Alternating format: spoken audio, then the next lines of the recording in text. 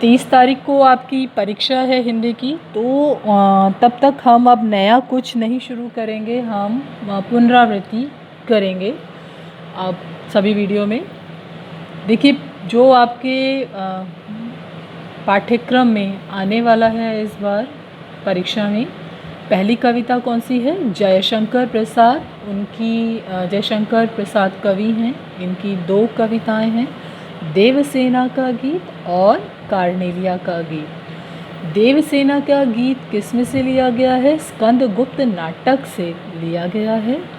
और कार्नेलिया का गीत जयशंकर प्रसाद के चंद्रगुप्त नाटक से लिया गया है। देवसेना जो है स्कंदगुप्त का इंतज़ार करती है, एक मार्मिक गीत है, एक कह सकते हैं करुणा है, वेदना है इस गीत में, जो देवसेना बहुत ज़्यादा परेशान होती है स्कंदगुप्त के लिए। वे चाहती है स्कंदगुप्त उससे विवाह करे, लेकिन स्कंदगुप्त उससे विवाह नहीं करता। वह विजया से विवाह करना चाहता है, लेकिन जब विजया से उसका विवाह नहीं होता तो वह वापस देवसेना की ओर मुड़ता है। लेकिन इस दौरान देवसेना बहुत से कष्टों से गुजरती है। उसके भाई की मृत्यु हो जाती है, हूणों का आक्रमण होता है उसके राज्य पर, सब कुछ तबाह हो जाता है। ये सभी चीज़ें, ये सभी पीड़ा, ये सभी परेशानियों को, इन सभी झंझावातों को देवसेना अकेले सहती है। उस समय कोई भी उसे सहारा देने के लिए नहीं होता। जिसे उसने अपना प्रियतम माना था, जिसे वह बहुत अधिक प्रेम करती थी, उसे लगा था वह उसे इस वक्त संबल प्रदान करेगा, स्कंदगुप्त, वह भी उसके पास नहीं आता, वह भी उसे उस समय नहीं अपनाता। वह पूरी तरह से निराश, अकेली इन सब समस्याओं से जूझती है। जब वह इन सब समस्याओं से जूझते हुए आगे बढ़ती है और उधर स्कंदगुप्त विजया को नहीं प्राप्त कर पाता, तब वह वापस देवसेना की ओर रुख करता है और देवसेना के सामने प्रणय प्रस्ताव भेजता है। जब देवसेना स्कंदगुप्त का प्रणय प्रस्ताव पाती है, उस समय का यह गीत है देवसेना का गीत। देवसेना याद करती है अपनी उन्हीं सब परेशानियों को, जब उसे सबसे ज़्यादा ज़रूरत थी तब स्कंदगुप्त उसके पास नहीं आया।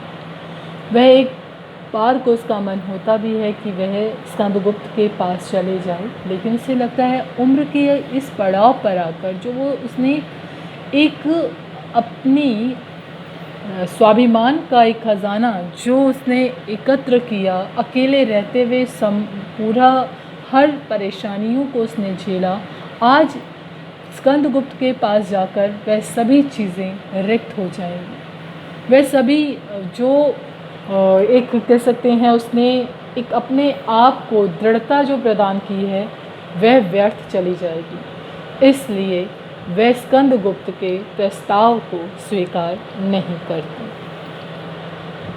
कार्नेलिया का गीत।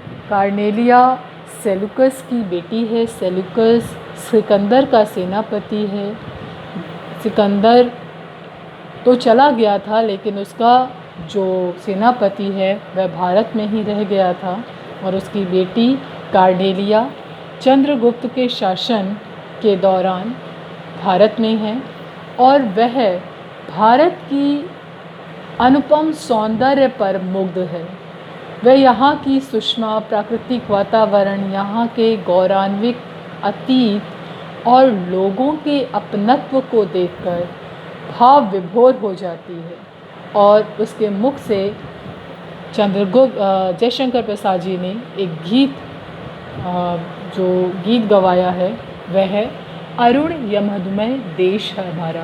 वह सूर्य को संबोधित करते हुए कहती है कि ये सूर्य की लालिमा से लिप्त जो ये देश है, ये हमारा देश है, जहाँ हर किसी अनजान व्यक्ति, जीव जंतु, पशु पक्षी सबको सहारा मिलता है। यहाँ तक कि समुद्र की लहरें भी इसी के तट पर आकर मानो शांत होती हैं, उन्हें भी यहाँ आकर ही एक किनारा मिलता है। वह यहाँ की खूबसूरती पर मुग्ध है, और वही मुग्धता जब अपनी पराकाष्ठा पर पहुंचती है तो वह गीत के माध्यम से उसके भाव का रूप लेकर निकलती है। ठीक है बच्चे, ये 2 गीत आज हमने कर लिए हैं। कल हम आगे वाले कविताओं पर चर्चा करेंगे।